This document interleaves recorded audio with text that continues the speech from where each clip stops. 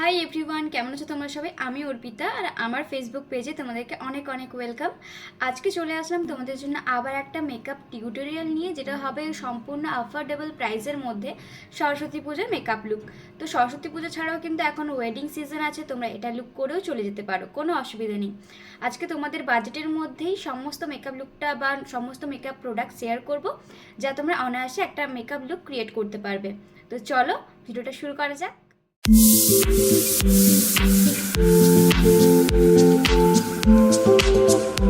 Makeup শুরুর আগে আমি ফেসটাকে ভালো করে ক্লিন করে নিলাম একটা ওয়েট ওয়াইপস দিয়ে। তোমরা তোমাদের রেগুলার ইউজেরই ওয়াইপস ব্যবহার করতে পারো।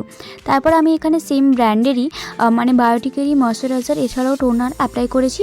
তোমরা তোমাদের রেগুলার বেসিসে যা ময়শ্চারাইজার টোনার অ্যাপ্লাই করো সেটা করতে পারো। আর তাছাড়াও আমি এখানে প্রাইমার ইউজ করলাম, কালার বারের একটা প্রাইমার, যেটা অয়েলি স্কিনের জন্য খুব ভালো। ফাউন্ডেশন, আর এখন আমি কালার কারেকশন করব না, যেহেতু আমি একটা নর্মাল সিম্পল মেকআপ লুক দেখাতে চাচ্ছি, যেটা তোমরা অনায়াসে করতে পারবে, সেই জন্য আমি দেখালাম না। আর ফাউন্ডেশনটা দিলে কি হবে, আমার যেহেতু দেখো এখানটা অতটাও পরিমাণে কোনো রকমের স্পট নেই, সেটা আমার ফাউন্ডেশনের সাহায্যে কিন্তু ওটা ঢেকে যাবে। তো সেই জন্য আমি এখানে ফাউন্ডেশন ইউজ করছি। ফাউন্ডেশনের জন্য অ্যাপ্লাই করেছি মার্সের মিরাক্কেল বিবি প্রাইম প্লাস ফাউন্ডেশন। এটার নামে যেমন মিরাক্কেল, কাজে তো তেমন অসাধারণ। কারণ আমি এখানে দেখো কালার কারেকশনই করিনি, কোনো ভিডিওতেও কিন্তু আমি দেখাইনি, আর আগেও বলেছি। আর দেখো আমার পুরো যে মুখে একটু একটু দাগ ছিল সেগুলো কিন্তু পুরো ঢেকে গেছে, তো মিরাক্কেল হলো, তাই না? তারপর আমি এখানে কনসিলার হিসেবে ব্যবহার করেছিলাম বা ফেস হাইলাইটিংয়ের জন্য ব্যবহার করেছিলাম সুইস বিউটির একটা কনসিলার। তারপর এখানে রিকোডের চিক টিনটা ব্যবহার করেছি। তোমরা চাইলে এখানে লিকুইড ব্লাশারের পরিবর্তে ডিরেক্ট পাউডার ব্লাশারও ইউজ করতে পারো। পুরো ফুল ফেসটাকে আমি এখানে পাউডার দিয়ে সেট করছি।